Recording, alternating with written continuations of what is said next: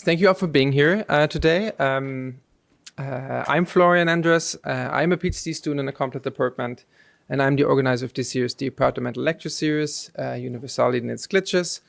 And before we start, just a couple of words of introduction. But first, again, thank you for the Comparative department, and especially Valerie Kanka for helping to put this together behind the scene. There were a lot of logistical work involved. And I'm also very grateful to have a vast array of co-sponsors this time.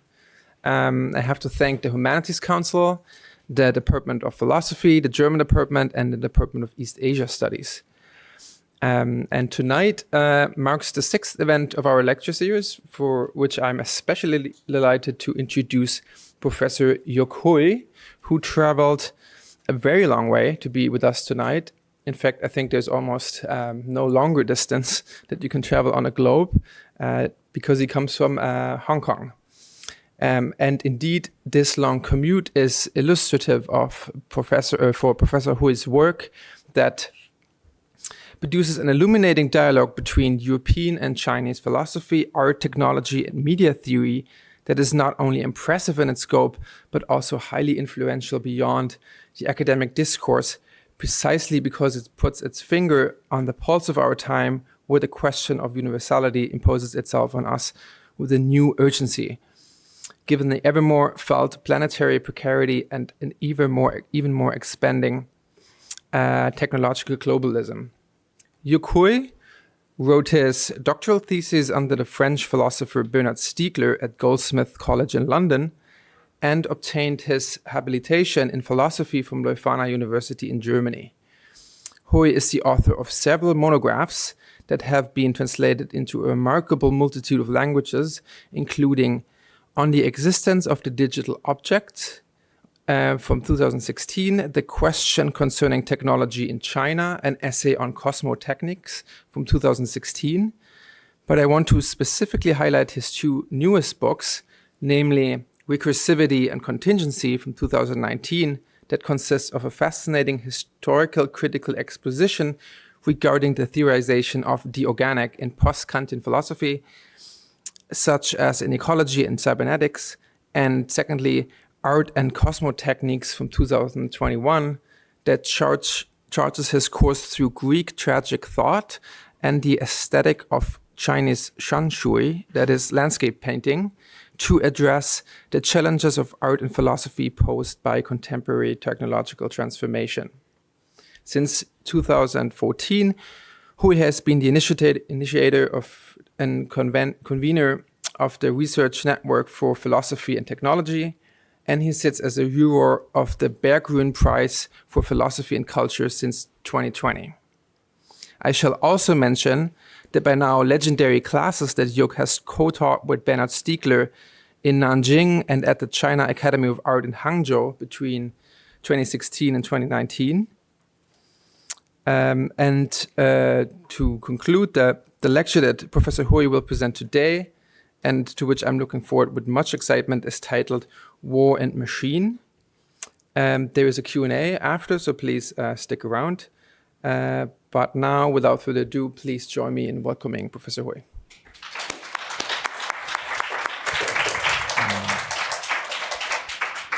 Great. Can you hear me well? Okay. So first of all, thank you everyone for coming and for the welcoming as well. And I would like to thank the Department of Comparative Literature for this invitation.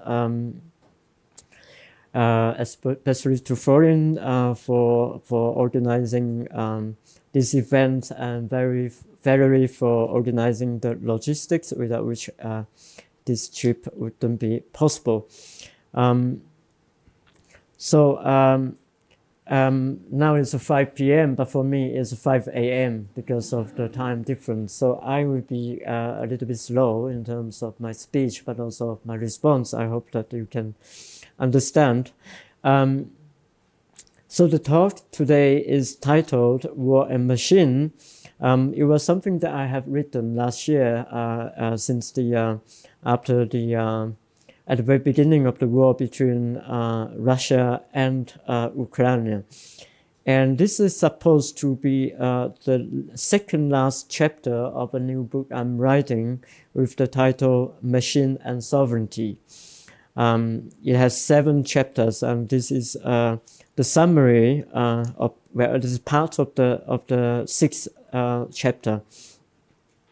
So that's to say, this lecture may have presupposed some of the things I have written in the previous chapters, but I try to make it as clear as possible, and I welcome any criticism and questions at the end.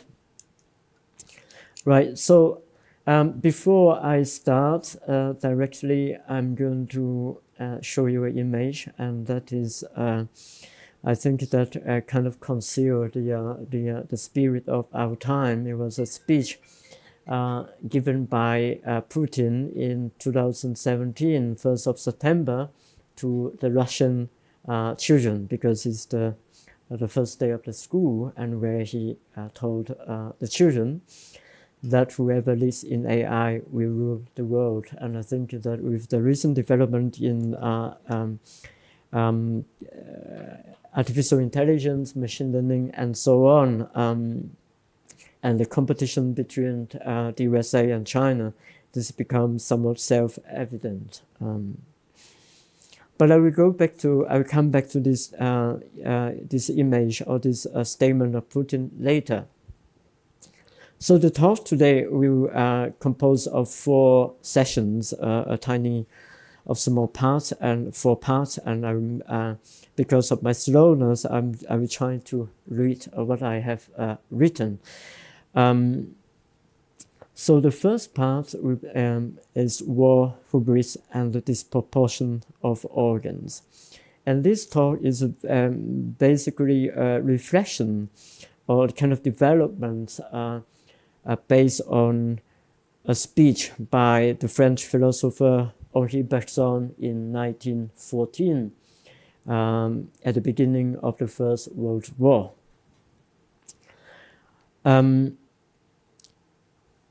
To start with, in 1821, when the German philosopher Hegel published his most important political philosophy, Outline of the Philosophy of Right, in which Hegel claims that freedom is only possible in the modern political state.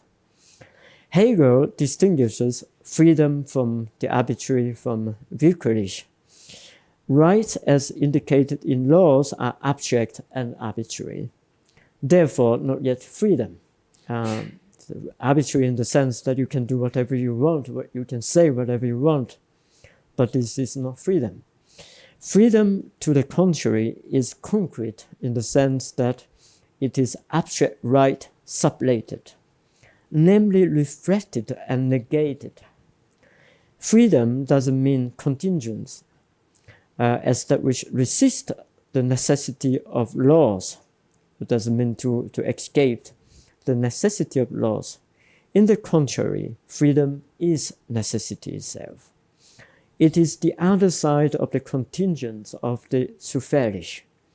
The modern political state is able to realize freedom because of its organic structure, made possible by the sublation of family and the civil society, as well as its division of powers. The Prussian state was the realization of an organic totality according to Hegel. So the political state is the condition under which freedom is possible, because the state behaves as an organism. And it is in this sense that Hegel could speak about the organism of the state. And the organism of the state was something later reproached by Karl Marx, the 25 years Marx, in his critique of Hegel's philosophy of right. In the fragments where Marx attacked him by asking what would be the difference between the organism of the state and the organism of an animal. And Marx says that Hegel actually mystified the organism, but this will be another debate. Now, we can read this passage, and I think that will show us why the question of organism is important. The state is an organism. The development of the idea into its differences. Thus, these different sides of the state are its various powers with their functions and spheres of action, by means of which the universal continually engenders itself in a necessary way. In this process, it maintains its identity since it is presupposed even in its own production. This organism is the political constitution. It is produced perpetually by the state, while it is through it that the state maintains itself. Now, 1914, when Henri Bergson gave his inaugural speech as the newly elected president of the Académie des Sciences Morales et Politiques, he addressed the outbreak of the First World War by accusing Germany of representing machinism and mechanism. So as you remember that the opposition between mechanism and organism was fundamental in the 18th century. Now, what Bergson said, or what he criticized, is that Germany is completely mechanic. So after the great achievements in poetry, arts, and metaphysics, Bergson claims that Germany turned itself into a mechanical machine in the domain of industry, administration, military, etc. Bergson saw a mechanism fundamental to the mentality of Germany, which was not only metaphorical, but was also reflected in the machines produced in Germany. He called it a diabolical artifice, which instead of producing, I quote, a spiritualization of matter, it ended in a mechanization of the spirit. Terms such as mechanism, mechanic, mechanization appeared 19 times in his short speech. So the speech he gave in 1914, it's probably shorter than 3 pages. And you already see the appearance of mechanization, machine, mechanic, mechanism 19 times. The opposition between organism and mechanism stand as the foundation of modern European philosophy, as I try to show, and that Florian also mentioned in my book, Recursivity and Contingency. One could, of course, associate Bergson's accusation with his infamous critique against mechanism and his vitalist position. And as we know, that Bergson was called a vitalist. But almost a century after Hegel's justification of the organic nature of the modern state in his philosophy of right, Bergson in his speech claimed the opposite, that Prussia had turned Germany into a scientific barbarity, or a systematic barbarity. In Bergson's address, we can identify 2 critiques. One is a vitalist critique against mechanism, which is consistent with his other writings, namely that mechanism failed to explain life because it wants to explain life without life. Now, the other critique is what I called an organological critique. That is to say, machines are considered here precisely as artificial organs, and that was originates from the incompatibility or malaise produced by these organs. So I want to emphasize that there are 2 critiques we can identify. One is a vitalist critique. The other is an organological critique. Bergson considered the war of 1914 as a result of the development of mechanical science, as he writes that the 19th century has given, I quote, a wholly unforeseen extension to the mechanical arts and had equipped men in less than 50 years with more tools than he had made during the past thousands of years he had lived on the earth. End of quote. This rapid technological development for Bergson is the source and the cause of the war. Already in his 1907 Creative Evolution, one of his most significant books, Bergson endured tools and machines with the status of artificial organs.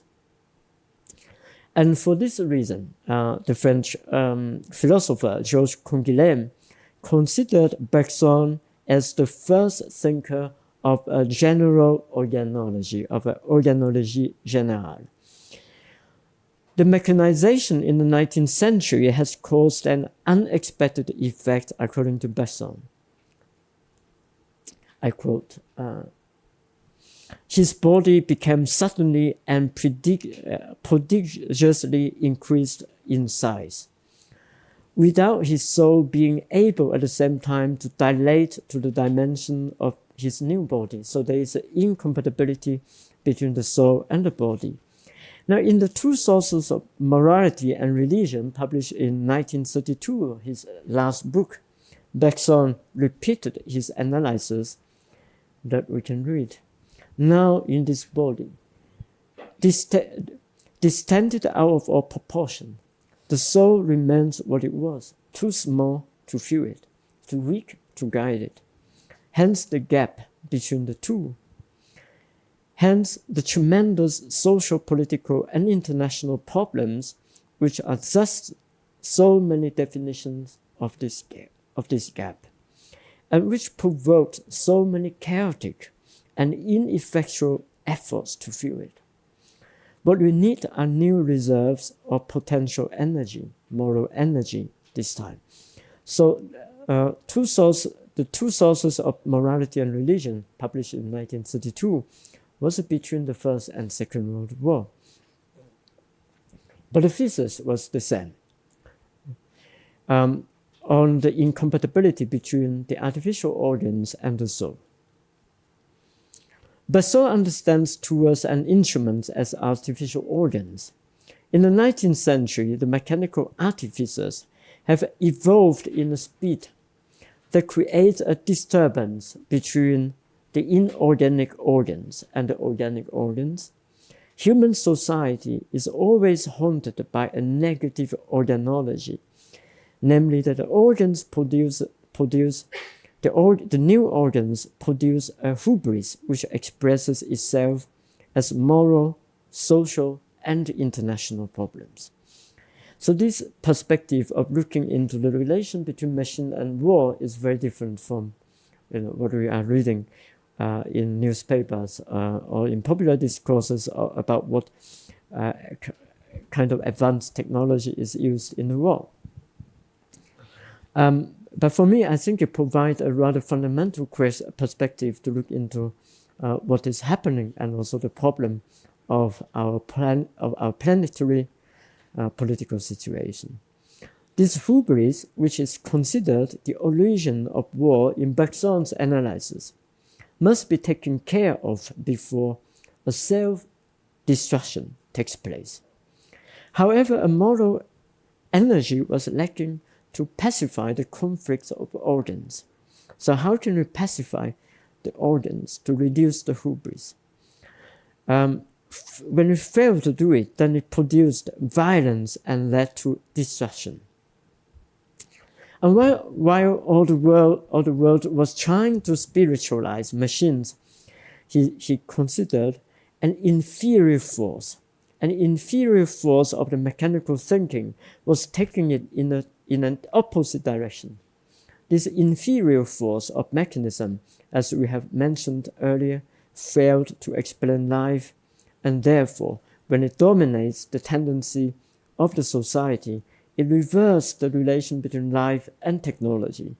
Namely, technology is no longer in service of life, but rather it becomes largely entropic. It produces entropy. Now, Bergson expressed his anger in a series of questions in his 1914 speech, and I think it's interesting but also important for us to revisit his questions. So I quote in length, and we can read together here. What kind of a world would it be if this mechanism should seize the human race entire, and if the peoples, instead of raising themselves to a richer and more harmonious diversity, as persons may do, were to fall into the uniformity of things? What kind of a society would it be which should mechanically obey a word of command mechanically transmitted, which should do its signs and its consigns in accordance therewith, and which should lose, along with the sense of justice, the power to discern between truth and falsehood? What would mankind be when brute force should hold the place of moral force? When new barbarism, this time final, would arise from these conditions to stifle feeling, ideas, and the whole civilization, of which the old barbarism contained the germ? What would happen, in short, if the moral efforts of humanity should turn in its checks at the moment of attaining its goal, and if some diabolical contrivance should cause it to produce the mechanization of spirit instead of the spiritualization of matter? Now, I think this is very relevant to what we are witnessing today. We are actually dealing with similar questions. But it also means that in the past 100 years, we still didn't think enough what he has raised, and in particular relevant to this lecture series on the question of universality, where if in Hegel we see there is a quest of universality, and universality expresses itself in the form of the political state. Now in Bergson we see that actually Hegel's project have failed, that Germany didn't become an organic state. Instead, it was dominated again by mechanism. And one possibility one way to address it is maybe this opposition between mechanism and organism is a false one. It's a problematic one, and that we probably find in Carl Schmitt, but that's another debate. Maybe we can talk about that during the discussion. So the questions raised by Bergson is very, very relevant to our time. And we can say that wars in general in the analysis of Bergson is an organological problem. When the spirit fails to integrate the artificial organs in a compatible way, this could be applied to Germany of the First World War, Germany, Japan, Italy of the Second World War, and most recently Russia of the war in Ukraine. For the thinkers of the Kyoto School, modern science and technology are symbols of the decadence of the West, which the East was forced to adopt, and they have to overcome. And that was the base of the movement overcoming modernity right before the Second World War in Japan.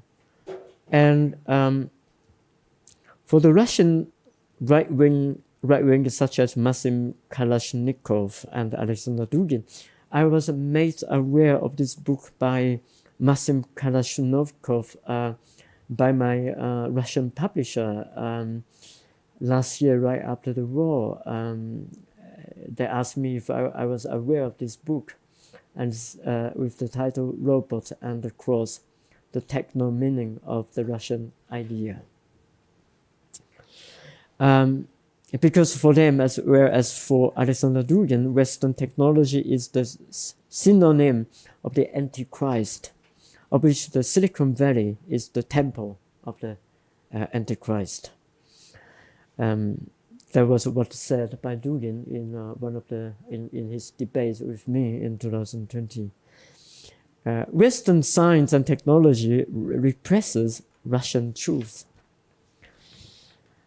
and that is one of the major ideological causes of the war. Now I wanted to jump to the second part by revisiting organism, the concept of organism, and the opposition between mechanism and organism. One might want to contest against Bergson's analysis of mechanization and war, because the mechanization that Bergson described belonged, first of all, to the early modern time. Mechanization was the continuation of a mechanist philosophy that already culminated since the 17th century during the time of Descartes. Is a modern technology still such a form of mechanization? Can we call modern technology mechanism? If we look at the Second World War and onward, what we witness are new types of machines. In Recursivity and Contingency, I have attempted to show that cybernetics presents itself as a rupture with 17th century mechanism, and in the words of its founder, Norbert Wiener, that in cybernetics one finds the reconciliation of Bergson's vitalism and Newton's classical mechanics. Now, the especially relevant here is the first chapter of Norbert Wiener's Cybernetics. And I think many people have forgotten about the title of this chapter. The first chapter is titled Newtonian and Bergsonian Time. So Norbert Wiener tried to directly address Bergson's vitalism in his book.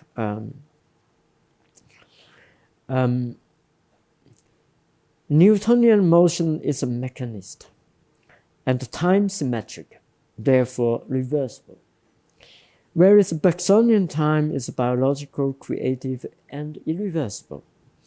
These differences between Newtonian time and Bergsonian time define the boundary between physics and biology, machine and organism. Now, this division, this opposition was fundamental for me to understand the history of modern Western philosophy.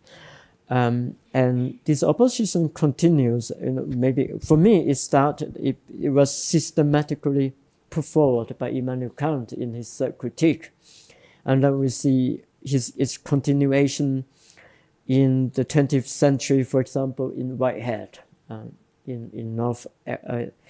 in Alfred North Whitehead's thinking, but also, for example, in Louis Mumford's thought on technology.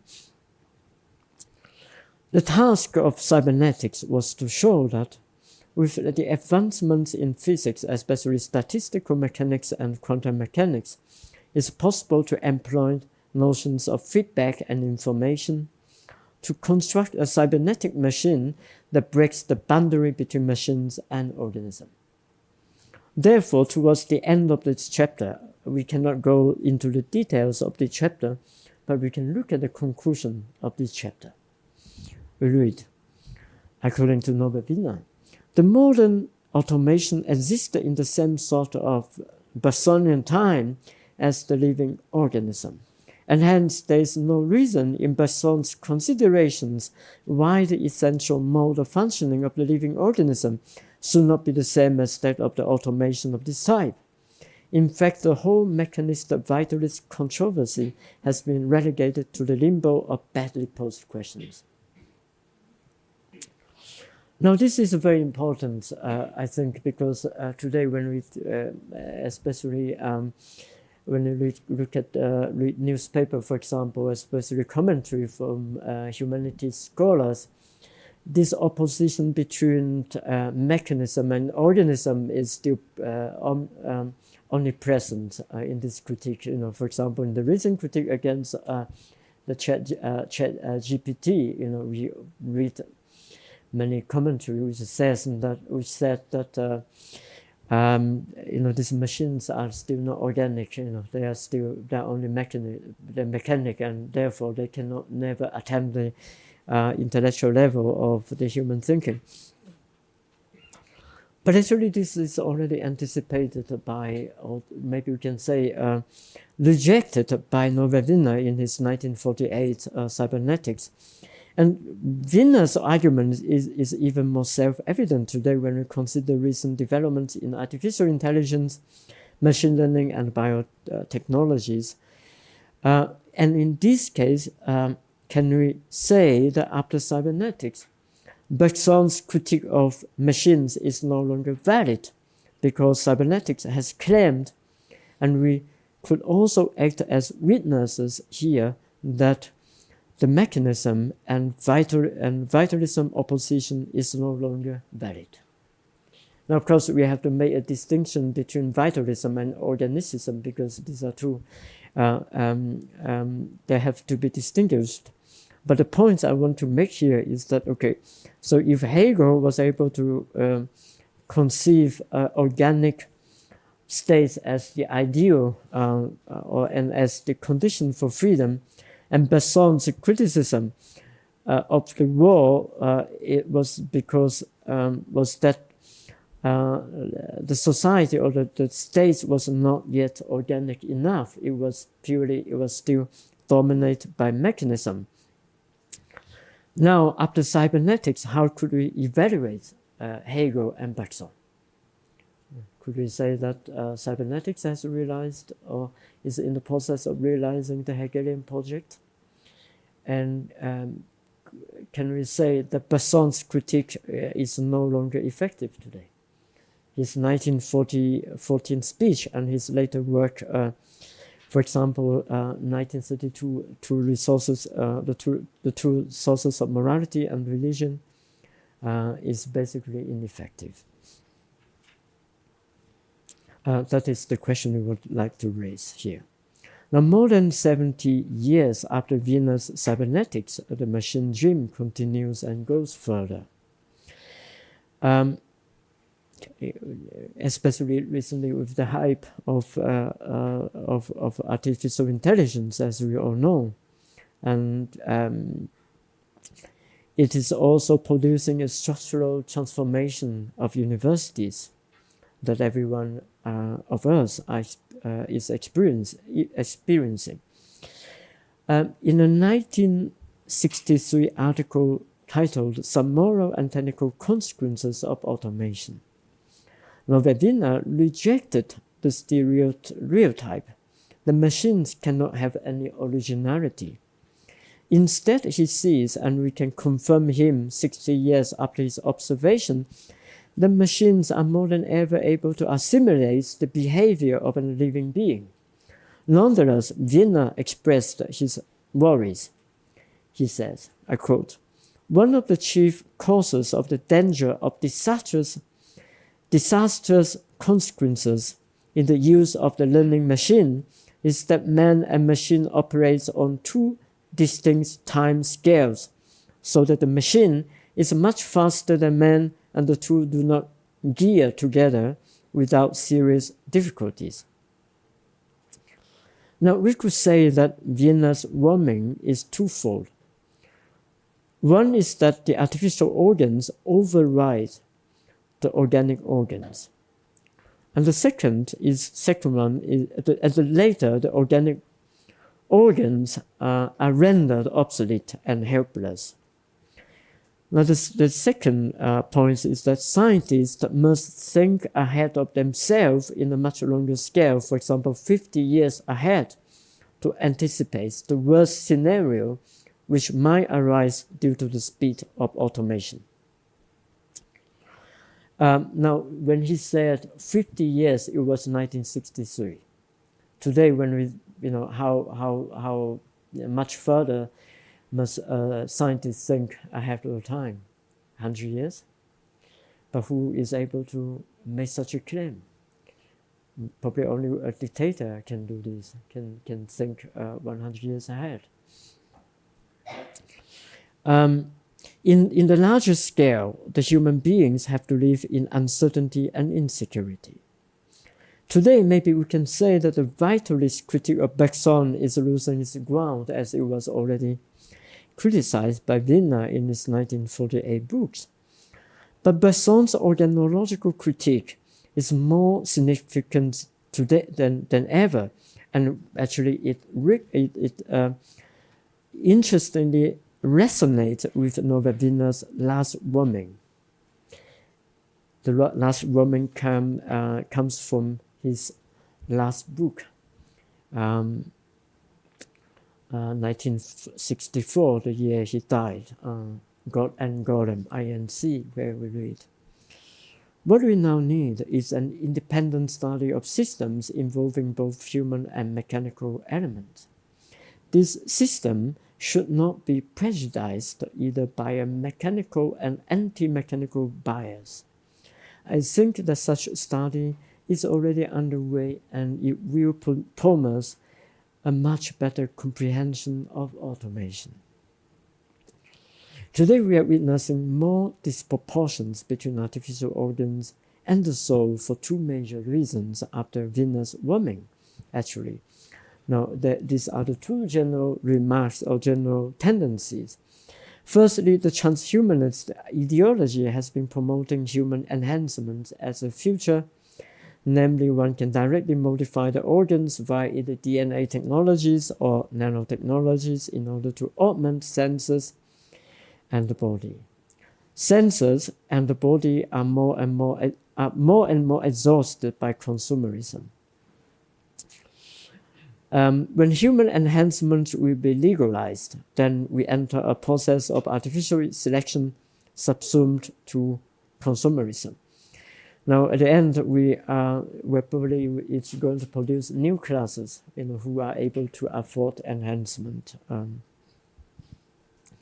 Secondly, technologies are able to produce organs that are far more gigantic than human organs.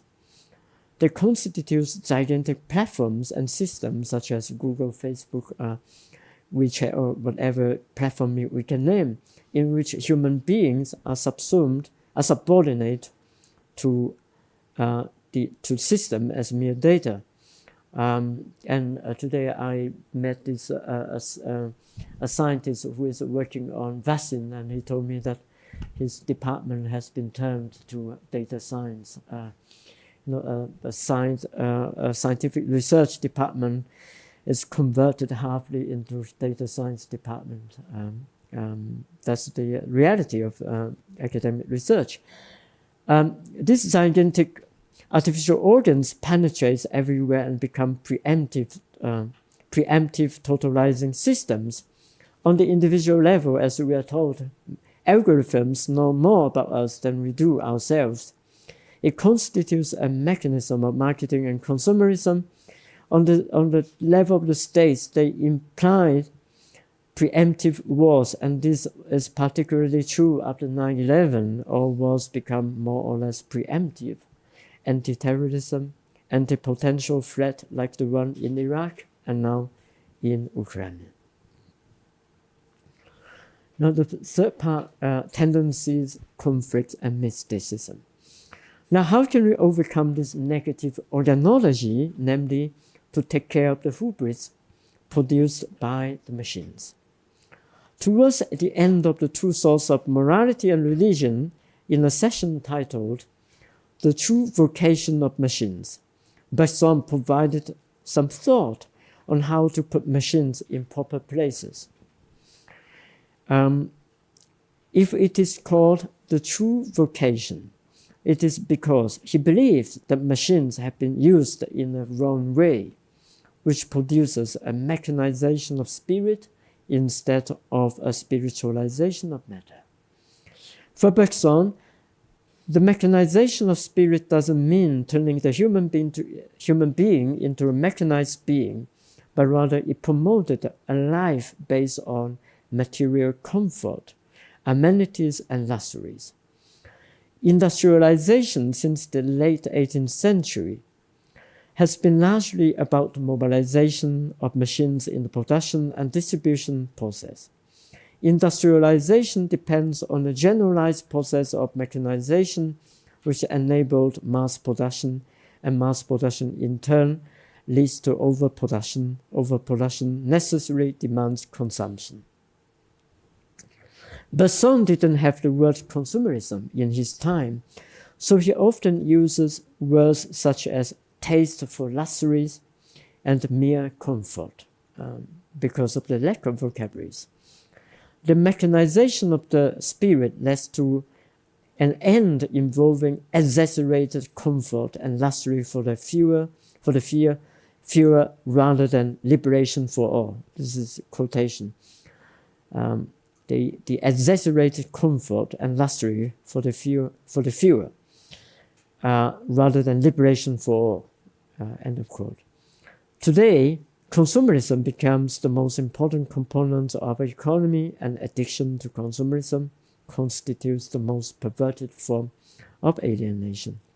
Now, for Bergson to resolve the problem of mechanization is not to abandon machines and go back to simple tools or to a simple life.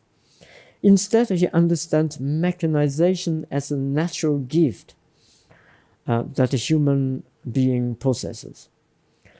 Mechanization is a tendency being opposed to another tendency such as static religion to dynamic religion, intelligence to instincts.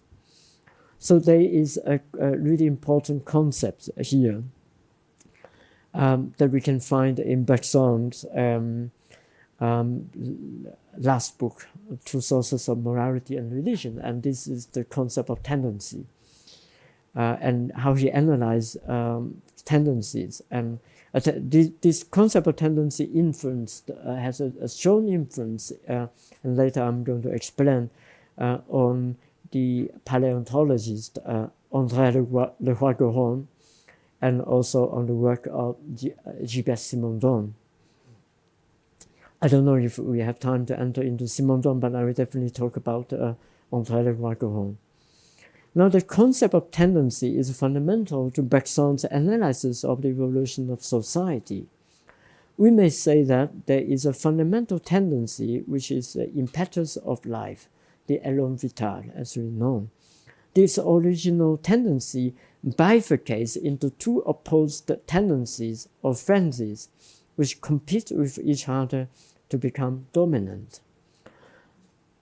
Bergson rejected the teleology of history, and indeed for him, finality is external or it is nothing at all.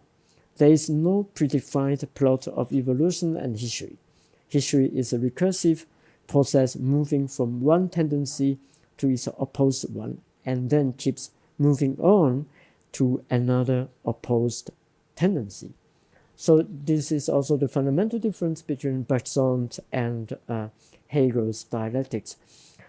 The understanding of the opposition between open society and closed society, later made popular by Popper, is not actually not what Bergson meant to say, because when he defined an open society and a closed society, he means two tendencies. And we move from one tendency to the other. It doesn't mean that one is better than the other. But when one tendency becomes saturated, there is a necessity to move to another tendency, and vice versa. There is a movement between one tendency to another, back and forth. If we can say that mechanization is one of the two tendencies coming out of the impetus of life, then spiritualization is another tendency which has been waiting for its time to come and take over as the dominating tendency. Now, I don't know if there are some readers of Simondon here, but if there are some readers of Simondon, you may remember in the last part of his book on the mode of existence of technical objects that there is a bifurcation into religion and techniques from of the magical phase, and actually that is a repetition of Bergson's tendency theory of the tendency. Now, what is particular in this struggle is not one cancelling the other. It's not a sublation, but rather one takes the lead by integrating the other. So that is not dialectics. These two competing tendencies have to be materialized. In other words, even the tendency of spiritualization is not simply anything happening in the mind alone. It has to present itself in material terms. So what consists in this process of spiritualization or mysticism? So there are two tendencies, one mechanization, the other mysticism. What Bergson means by mysticism is not the conventional understanding of being in contact with a superior power from another world or universe. It's not New Age as we know today. Instead, being mystic means firstly the capacity to see the limit of our civilization dominated by one tendency and to use intuition to envelop it or to resituate it in a larger reality, the impetus of life, the elan vital. A closed society, when it comes to its end, has exhausted the impetus which motivates and the dominant tendency of the society, for example, mechanization. In view of this impulse, the impetus will have to be directed towards another tendency. And here we read, if the individual is fully conscious of this, if the fringe of intuition surrounding his intelligence is capable of expanding sufficiently to envelop its object, that is the mystic life. So the mystic life means when happens, or it happens at the moment when we see the limit of a civilization, and that we have to resituate this tendency in another tendency, which is a larger reality. But what it is open to interpretation. But it is a really urgent question, I think, and very important for us to think about developments of technology. The mystic life is a counter tendency, the capacity of seeing the limit of the current dominating tendency mechanism of his time. Being aware of this limit, and through intuition, the tendency is countered by another tendency in order to return to the elan vital. And it is in this occasion that Bergson proposed something that is, for me, consists of the ultimate mystery of his two sources of morality and religion. We are going to read this together. So let us not merely say, as we did above, that the mystical summons up the mechanical. So there is no opposition between them. We must add that the body, now larger, calls for a bigger soul, and the mechanism should mean mysticism. Actually, literally, it means the mechanic would demand the mystic. The origin of the progress of mechanization, body proportion are indeed more mystical than we might imagine. Machinery will find its true vocation again. It will render service in proportion to its power only if mankind, which it has bowed still lower to the earth, can succeed through it in standing erect and looking heavenwards. It's not to say that mechanism is something mystical. but rather mechanism. First of all, is the materialization of one of the tendencies of the element vital. And that is to say, mechanism doesn't come out of any abstract thinking, but it has its origin in the impetus of life. Secondly, mechanization, insofar it is a natural gift which generates irrefutable organs, we have to allocate it with a right or true vocation so that it can be in service of humanity instead of ceaselessly producing hubris. How could we understand it in our context today, almost 100 years after Bergson's organological critique of war? And here I would like to do an interpretation of Bergson's comment in 1932, especially on his concept of tendency. And this is the concluding session of my talk. Now, today our civilization is dominated by economic competition and military expansion between the sovereign state. And more than ever, technology defines the sovereign power, as we can read. And I evoked already at the beginning, Putin said on September 1st, 2017, to the Russian children, whoever leads in AI will dominate the world. Is the technological acceleration a way out of the impulse of modernity? If we speed up technology, are we going to overcome modernity, or is it going to lead us somewhere else? Or in the opposite way, that all the discourses around technology today is actually a self-prophecy of a history of a philosophy of history, meaning that history moves towards a telos, towards an end point. That is what Carl Levitt said already in his 1949 book, Meaning in History, that the philosophies of history in modernity, in the modern time, are only different versions of eschatology, of Christian eschatology.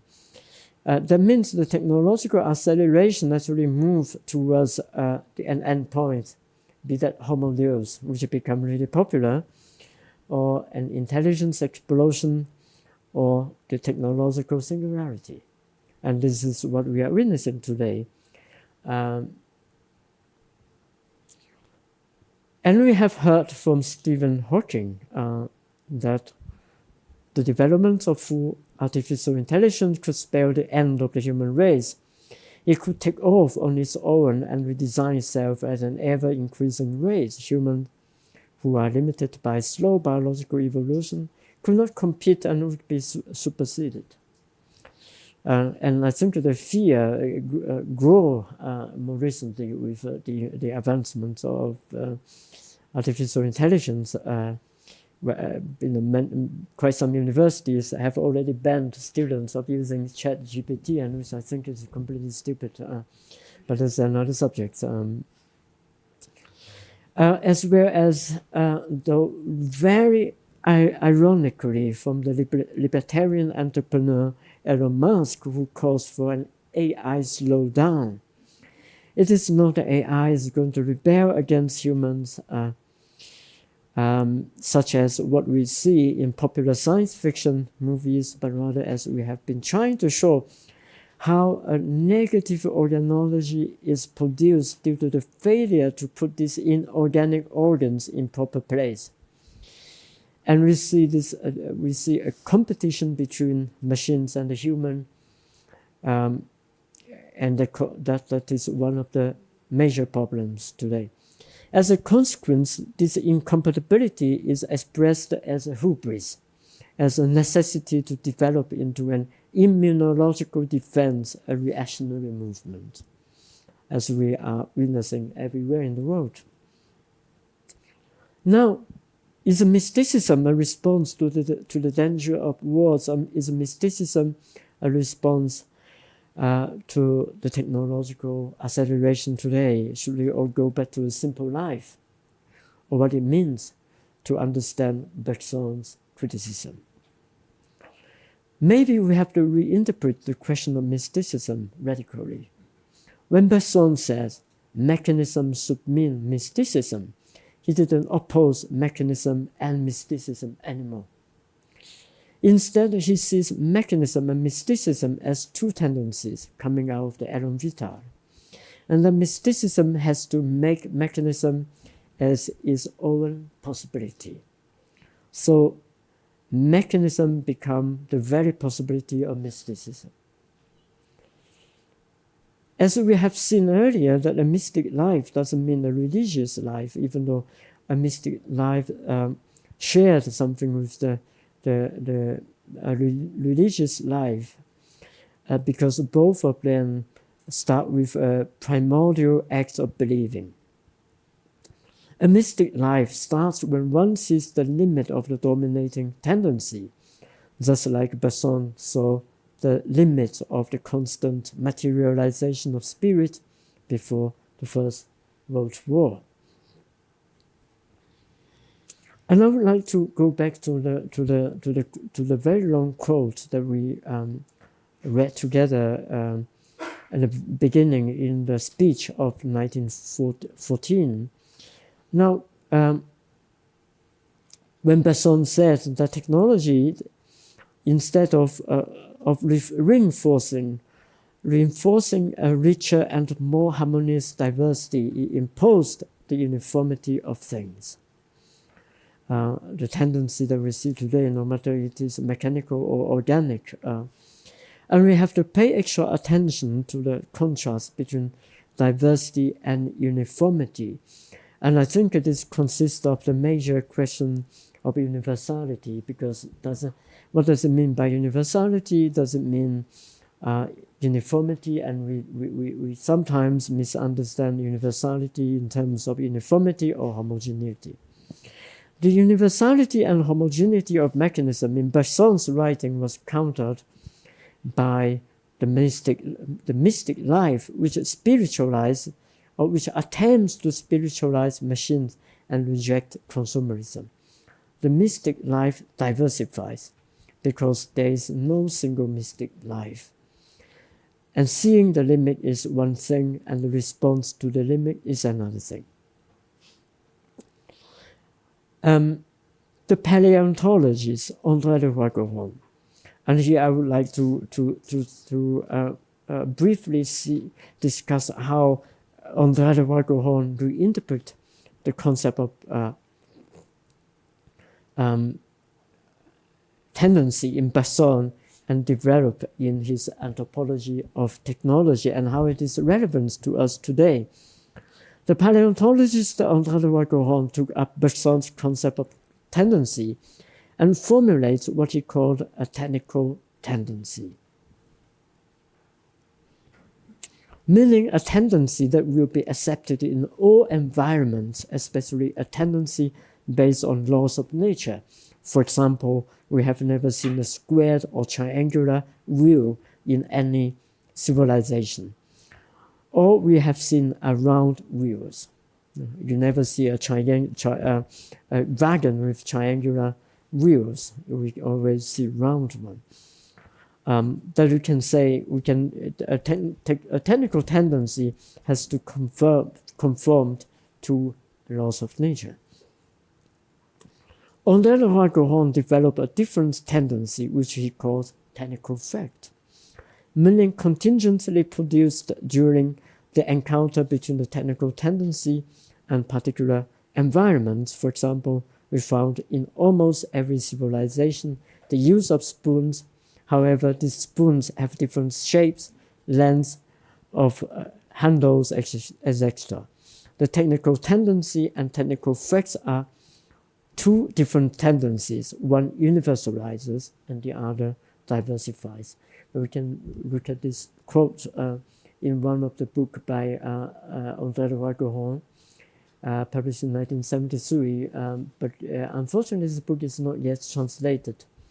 Where he says, the interior milieu, of course this term has to be qualified, but we cannot do it here, traversed by this tendency has therefore left a general imprint on every object. This tendency means technical tendency, which is briefly analyzed by saying that the handle of such a lapish spoon is influenced by religious tradition, that the cavity of such a Japanese spoon is inspired by the former use of a bivalve shell tied to a handle. For each example, one can thus find technical, religious, and decorative explanations. Now, that's the distinction between technical tendency and technical facts. It's called a technical fact, but actually it is a tendency. It's a very important tendency of diversification. And the truth of the term as technical fact, I mean, he has his own strategy, and that was some kind of conflict with Levi-Strauss. But we can probably discuss about this later. But there are two tendencies here. We can go further into Leroy-Gourhan's profound thinking on anthropology of technology beyond this simple example of the spoon, because diversification is not only about functional aesthetics, but deeply rooted in ways of being in the world. Technology is not mere universal rationality, but rather is technology carry in itself a complex of ontological, epistemological, and cosmological presuppositions. And I try to reformulate the distinction that Henri Bergson made between technical tendency and technical facts in my early book, The Question Concerning Technology in China, and I formulate as what I call the antinomy of the universality of technology, where in the spirit of Kant, because we know that for Kant, antinomy means that the thesis and antithesis, when they are separated, and we look at each of them separately, each of them holds, but when we put them together, we see immediately a contradiction. Now here's the thesis. Technology is an anthropological universal understood as an externalization of memory and liberation of organs, where that refers to organology as some anthropologists and philosophers of technology has formulated. And that is true in all civilizations. We can find these theses. We all could find the externalization of memory in writings, in technical tools, and so. The antithesis, technology is not anthropologically universal. It is enabled and constrained by particular cosmology which go beyond mere functionalities or utilities. Therefore, there is no one single technology, but rather multiple cosmotechnics. I cannot quite explain this term here, but what I'm trying to show here is that I try to reinterpret the concept of tendency in Bergson through Henri Bergson. And the aim is to revisit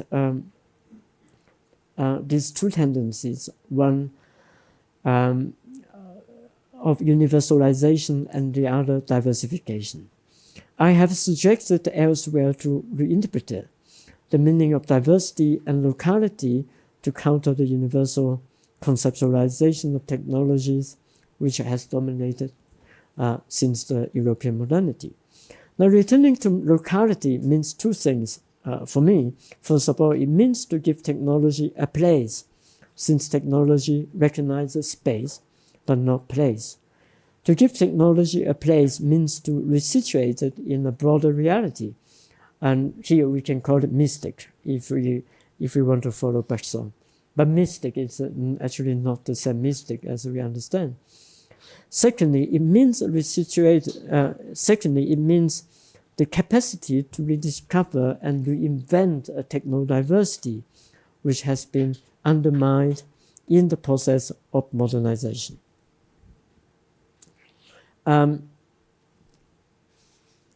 With Henri Bergson, And through the reinterpretation of André Lurago, we may discover a history of technodiversity in different cultures. But we have moved beyond historical studies and asked what would be the implication of the heterogeneity of these technical facts, and what kind of technological futures could we imagine from the perspective of diversity.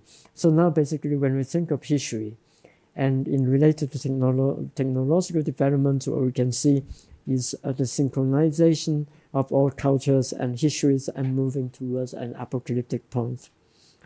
But could the by revisiting the question of technodiversity, that allow us to have a different imagination of history or the becoming of history?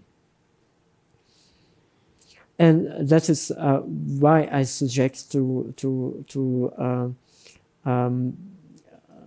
develop a different framework to as an interpretation of Bergson and André Lurago from the perspective of technodiversity.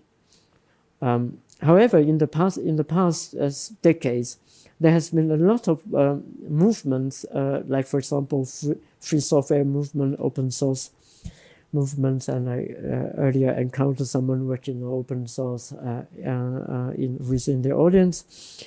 But there is a lack of systematic research on the question of technodiversity and its implications, and maybe in the Q&A we can come back to this. There was a research I did 10 years ago when I was in Paris. But back to Bergson and Lurago, I formulate this diversity in terms of a new framework. Biodiversity, new diversity, and technodiversity. So biodiversity, we all know what it is, I assume. New diversity, new comes from the Greek word nous, means thinking, the diversity of thinking, and technodiversity, the diversity of technology. These three diversities are closely related, but they are really much under analyzed. Because when we talk about biodiversity, we used to only talk about how to protect species, different species. But however, biodiversity cannot be isolated from new diversity and technodiversity. Now, a very easy example: the use of pesticides. Pesticides is a universal solution. But it is also that we should reduce biodiversity, because we fail to integrate new diversity. That's to say, a certain knowledge that has already developed in the locality and the technodiversity. The reduction of technodiversity will lead directly to the decrease of biodiversity and the homogenization of new diversity. However, the weakness of our civilization today is that we tend to accept a technology or not according to its economic and productive value. We have failed to take technology as a form of thinking and to reorganize the dynamic in the constellation of thinking through technology. Now, if today we have to read Bergson's analysis of war seriously, and that I try to show to you, it is because we are confronting a greater danger, which unfortunately has been often analyzed from the perspective of the so-called real politics, or merely ideological antagonism between, for example, authoritarianism and liberalism. That's to say, analysis beyond economic and military causes are considered ineffective and unrealistic. And the efforts of revisiting Bergson today is actually, for me, a counter-argument and also a demonstration of a different intellectual framework to think about this problem. Today, maybe we can say that war is the triumph of homogeneity, and unfortunately, consumerism is falsely presented as heterogeneity as a solution to the problem. And if there is a value in Bergson's analysis, it's not his vitalism, which I believe is already surpassed. but rather his organological critique of the source of war and the necessity to diversify through and with technology. So it's not the identity politics, it's also not the preservation of culture, but the diversification of technology. And I therefore suggest the agenda of technodiversity as a new framework or as a possible response to the problem that we are confronting today. So I will end here, and I want to thank you very much for your attention. And I apologize that it's now 6 a.m. for me, so I've been my hands are shaking. Right, thank you for your attention.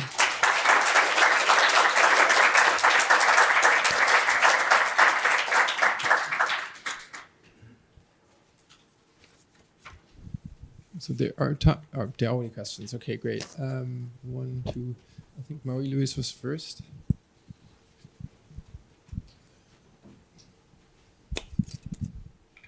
Hi, thank you so much. I hope to ask if you could maybe say a bit more about how you see this parting framework, this Bergsonian, your use of Bergsonian's critique, playing out in the Ukraine war. You mentioned the 2017 speech, but I did have to think about sort of Putin's essay from July, which the title is On the Historical Unity of Russians and Ukrainians. And I think there's something perversely recursive there, which maybe would still be rooted in this kind of ideology, realpolitik, but he's talking about kind of going back to the illusory unity of some kind of pre-17th century geopolitical thing. And I just wondered, if you could maybe say more about how can these frameworks be mapped onto each other actually rather than opposed, and how primary would technology be in that kind of consideration that at least he's putting forward and kind of, that's being put forth in something like geopolitics. Thank you. Right, thank you very much for this question. Maybe I think we can revisit these slides of Alexander Dugin. That, of course, Dugin is very much related to the speech that you mentioned about, and also behind the Eurasian project that Putin pronounced at the beginning of the war last year. But for me, I think that of course today when we look at it, it could easily be observed as the problem of identity or as identity politics. But I think there is something really profoundly disturbing in there, and it cannot be reduced to politics of identity, for example. The reason for which there has been a return to a traditionalism, a certain tradition, and this tradition always has a time stamp. As you said, 17th century, it can be earlier, is the failure to confront modernity. That we can see, for example, in the discourse of Alexander Dugin, that he proposed a conservative revolution. There is a book by Dugin called the Fourth. Is it called the Fourth Theory, Political Theory, where he proposed that, where he announced that communism, and anarchism, socialism, and all these kind of 20th century political doctrines have failed. And what he proposed is to follow the conservatives for conservative revolution, going back to tradition, going back to a certain kind of Russian truth or Russian myth, and which is called a Russian episteme. And he used this word in a Foucauldian sense in his book, The Fourth Political Theory, that he wanted to reinvent or rediscover a Russian episteme as a response. Now, for me, this is precisely the problem of not being able to confront the problem of technology. Yeah. That for him, but Russian or the Slavic culture was destroyed by technological modernization. And when you don't know how to respond to it, then you want to go back to tradition. Now, I developed my criticism of Dugin in my early book in 2016.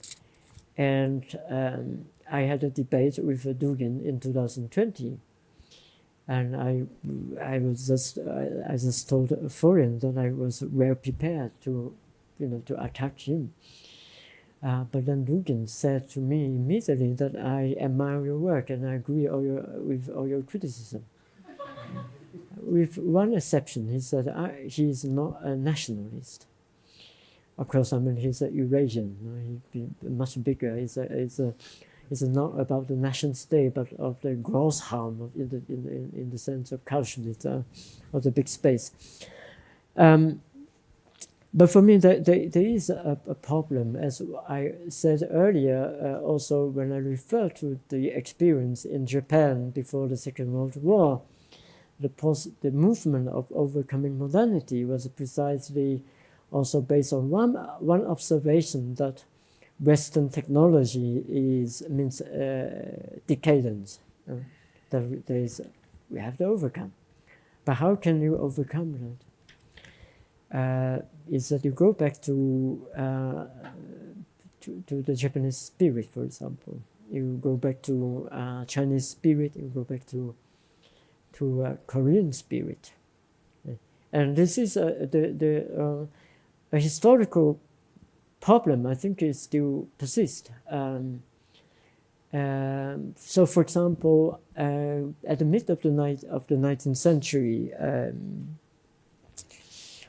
Actually, there was a lecture series by Toynbee, the historian.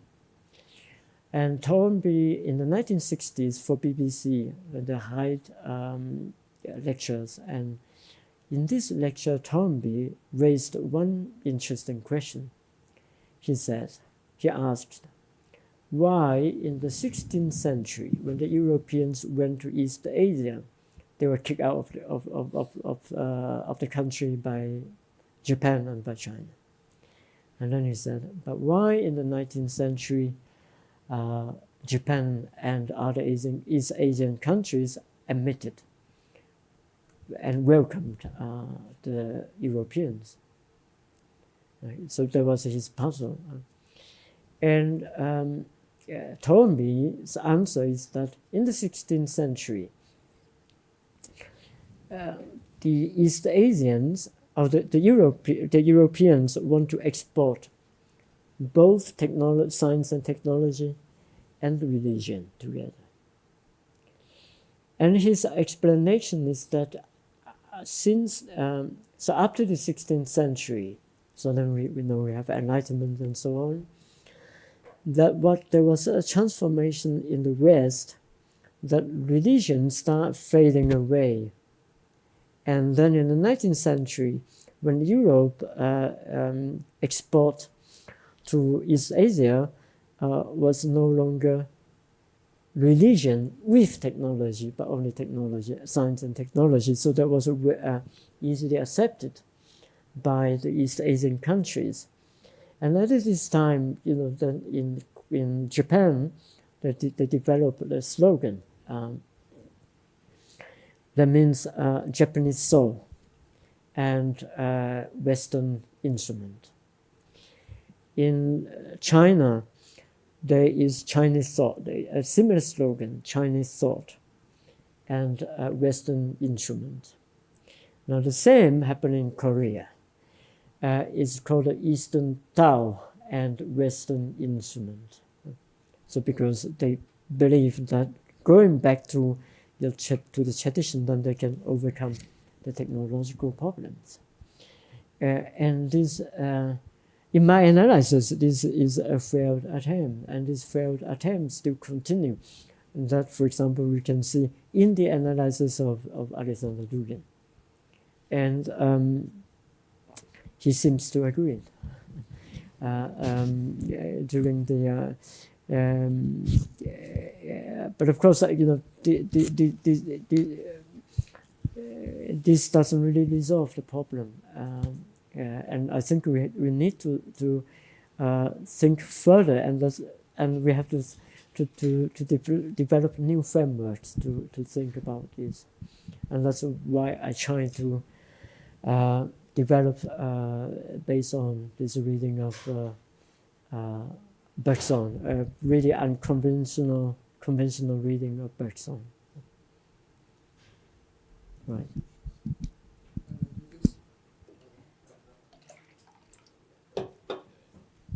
Hello, is it on? Oh yeah. Thank you for this talk. I'm going to push back a little bit, if I may, and I'm not quite convinced of this reading of diversity in Bergsonian thought, and especially how diversity was understood in the decades that followed, and especially in Weimar culture. And I'm just a small quote, it's very short. Yeah. So this is a quote, an organ made out of the same pipes cannot create a symphony, just as a people made out of similar individuals cannot form a state.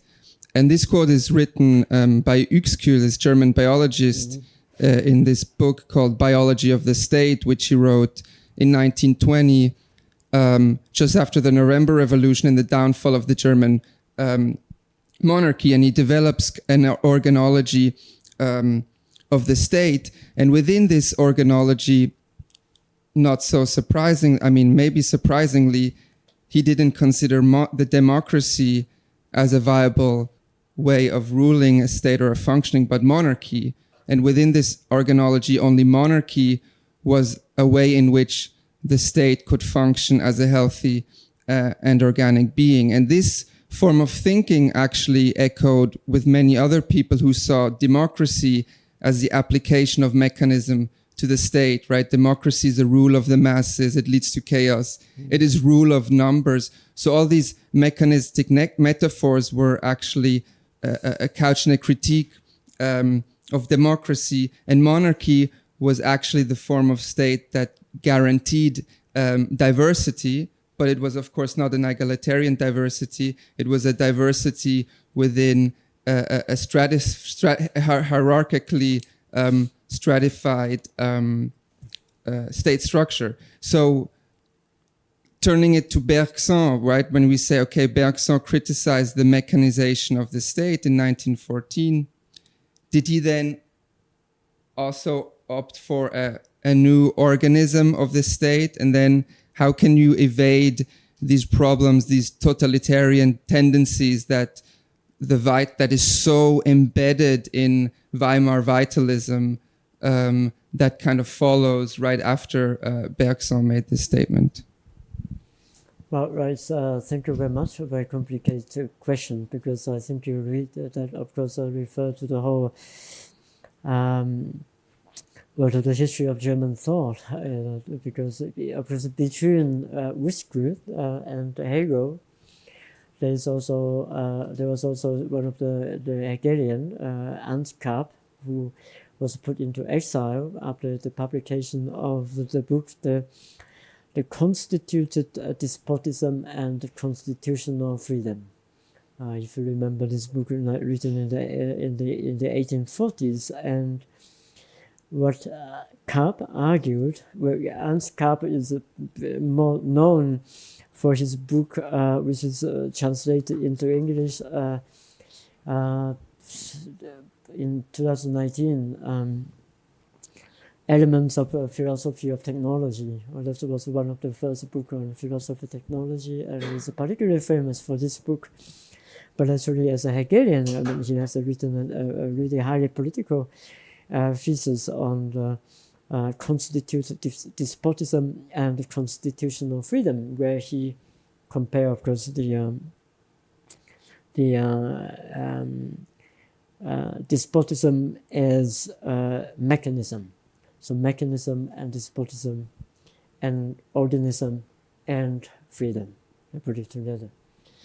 So we have to first, so there is an opposition between organism and mechanism that was already present, maybe you can say, for me, since Kant and Hegel moved further in the element in his outline of philosophy of right,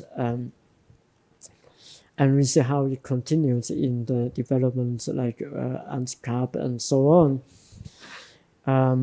Now, freedom and democracy are two things.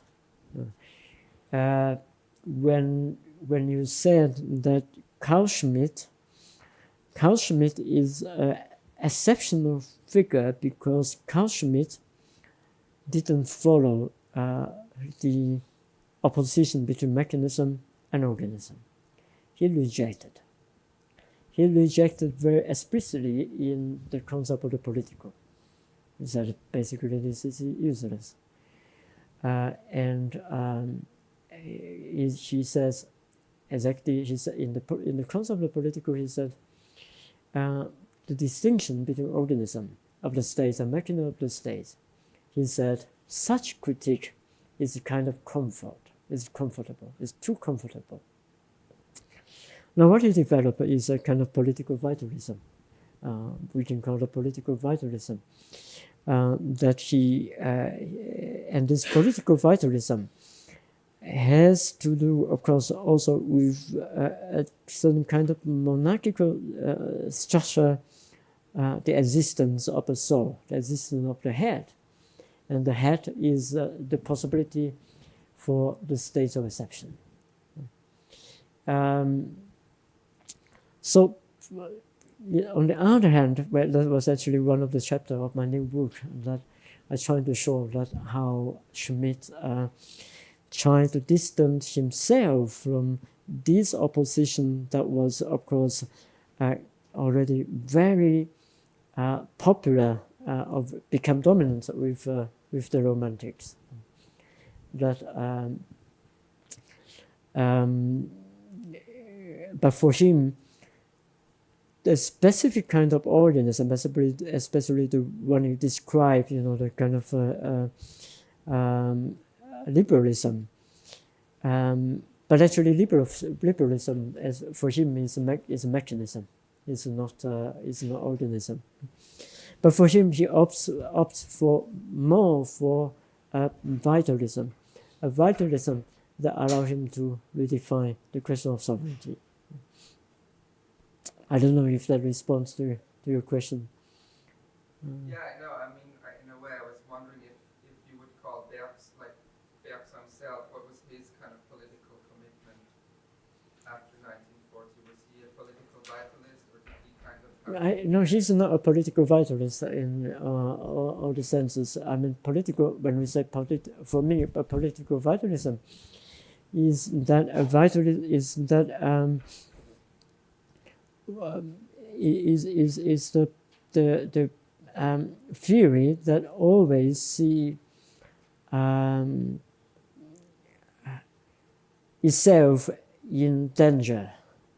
Now, for example, the States is in danger because of the invasion of other states or because of civil war. And political vitalism is that you have to, under whatever circumstances, you have to survive. And in order to survive, you have to destroy or you have to suspend all the norms and laws in order to, in favor of the survival. So that's but this is not the thesis of Bergson. And on the other hand, we can the other way to respond to that is his discourse on the open society and the closed society. That, and for people who study Bergson, always kind of see it as a dualism, but I don't think there is such a dualism in Bergson. There is only a necessity from one tendency to another. When certain tendencies become exhausted, or exhaust the society in general, then we have to move towards another tendency.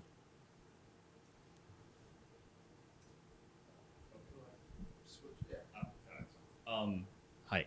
First of all, thank you for presenting the talk. I have two related questions if it won't take too much time, and you can answer either one you feel comfortable.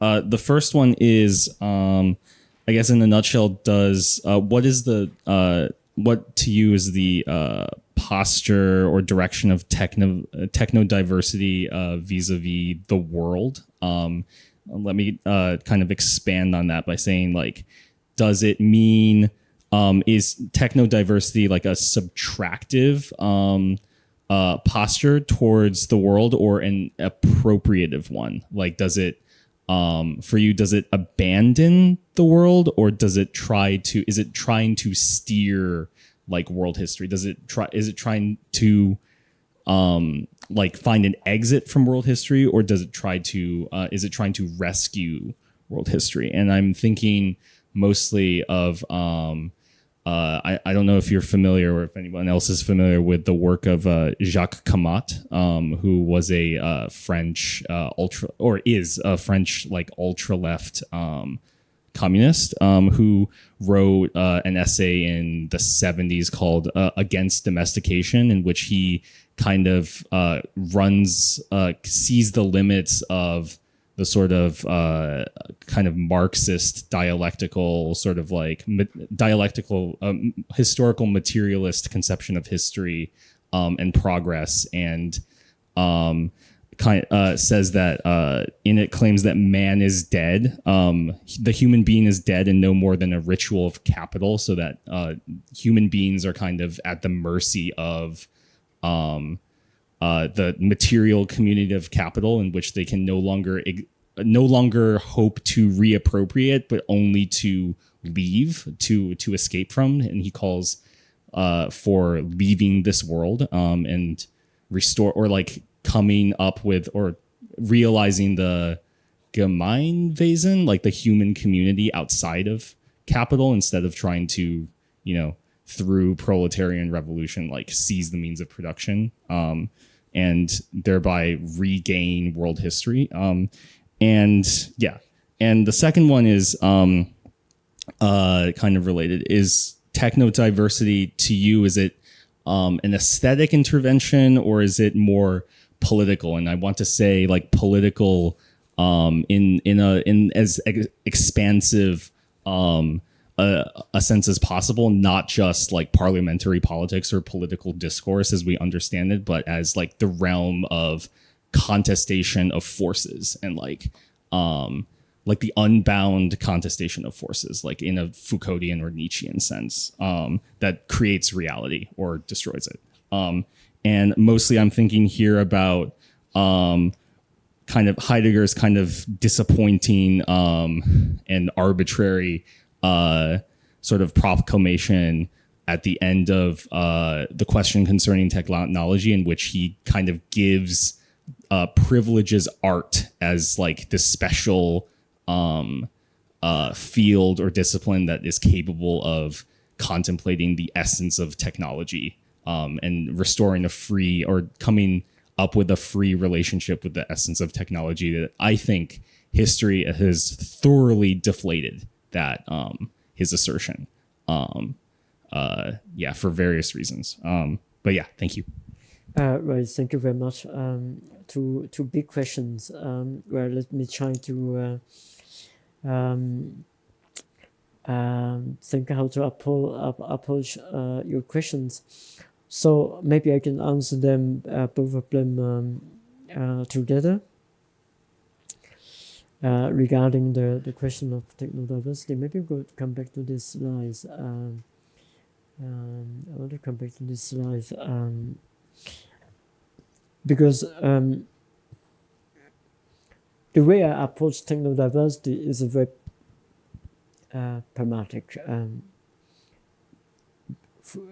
or maybe I can say what I call the anatomy of technology. So what really is technology? Heidegger talked about the essence of technology, but this is still an abstraction.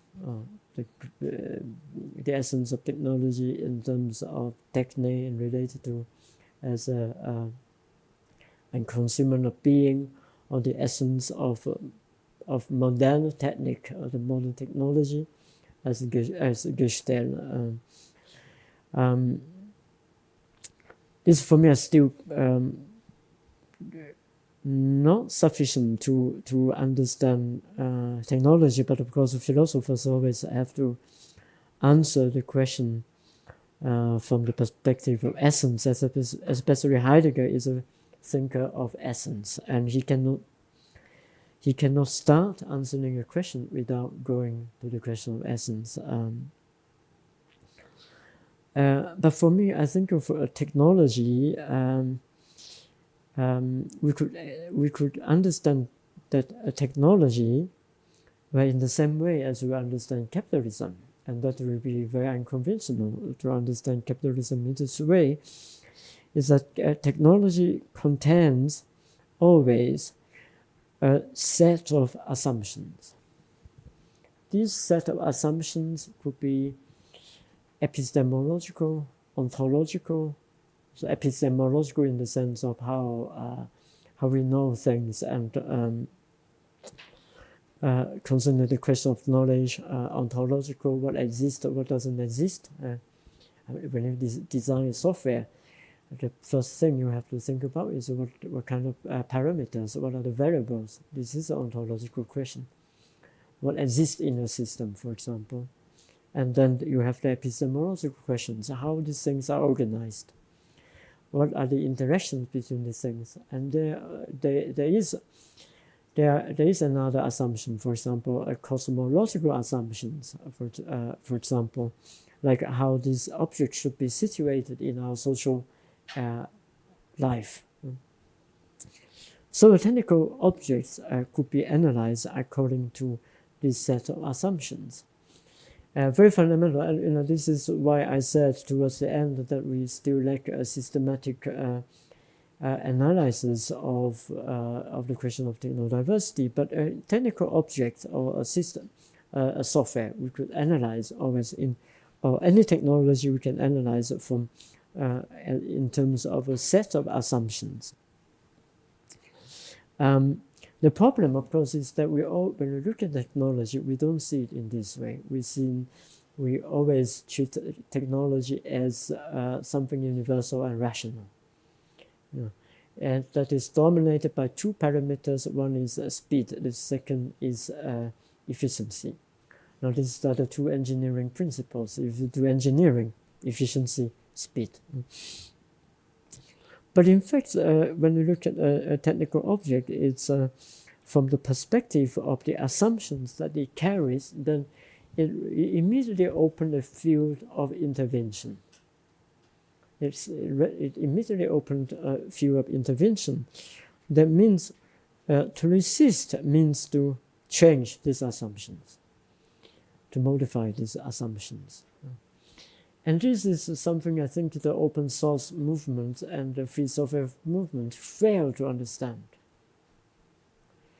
Why did it fail to understand? Because when the open source, open source, now everyone does open source, but when the free software movement come out, the idea is to challenge property. That I want to develop a software that is not owned by a company, by an enterprise, by a certain capitalist. So you create a software, you create an object that is the same, the function according to the same principle as a commercial software, because you follow the same assumptions.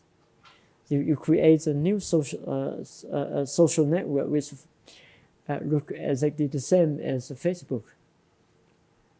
But the only difference is that it's not, it doesn't belong to Zuckerberg. But it doesn't really change the way of our interaction. So I would say that the question of technodiversity that I try to raise is also a different framework to look at the question of technology. And a more radical case should be if you look when you look into medicine, for example, and if you compare Chinese medicine and Western medicine, this has become even more obvious. That in Chinese medicine you talk about yin and yang, You talk about 5 movements or 5 elements. And if a Western medical doctor asks you to show the qi in your body, the breath in your body, how are you going to show? If they ask you to show what is yin and yang, how are you going to show? It's not anatomy. It's not, you cannot do a test, a blood test to show it. But all these are based on a cosmological language of cosmology, because it is how cosmogony was understood. And these are the assumptions that you find in Chinese medicine, for example. So it's the same way I understand capitalism. Otherwise, it capitalism will stay too abstract to be understood. And there is a history of capitalism. Capitalism is also a series of assumptions, and these assumptions could be made obsolete by new technologies. So then you have to adopt itself, you have to update itself. Capitalism has to update itself. Otherwise, if we have crisis, it cannot overcome technology. So there was a few years ago, there was a really hilarious book called The End of Capitalism. It said that capitalism is finished because it's destroyed by technology. But this is, for me, this is a lack of understanding of capitalism. Like capitalism is an old man, and one day you present a new, a new iPad, and then this old man, what is this? I only know how to use IBM, and now you give me an iPad. I don't know how to use it. I cease to be who I am, but this is not the case. So capitalism has a series of assumptions, also continually update itself. And that is also how I try to understand technology. And by understanding these assumptions and by challenging these assumptions, actually we open a really big battlefield or a different way of resistance. So the question regarding the question of the world and world history, it is my speculation is that when we start thinking in terms of technodiversity, will allow us to open a different imagination of history. Because the problem, as I mentioned at the beginning, that there was a book of Carl Levitt published in 1949, and later when it was translated, where he wrote in English, I think published by Chicago University Press, and later translated into Germany. But there's a lot of debates in Germany.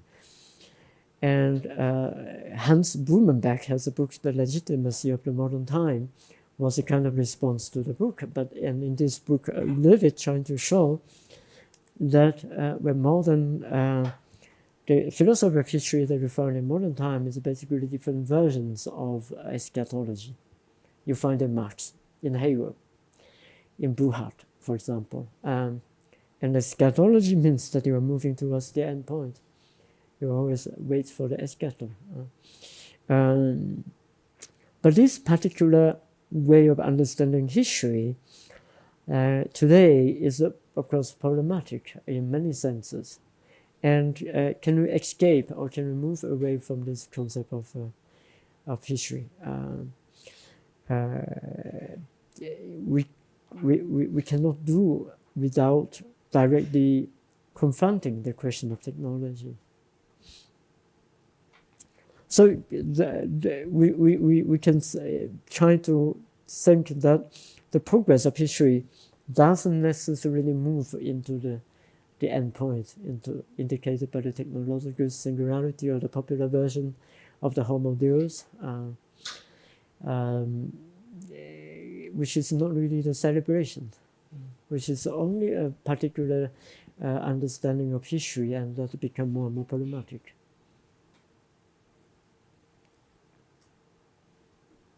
Okay, is there another? Okay, great. I'm aware that it's like 7 a.m. in Hong Kong now, so maybe Yeah, because you go to dinner, right? So okay, maybe we stop it here, if that's you like. okay. Yeah. And thank you all for coming. Right. It's great that such a good turnout on a Wednesday. Thank you. Cool.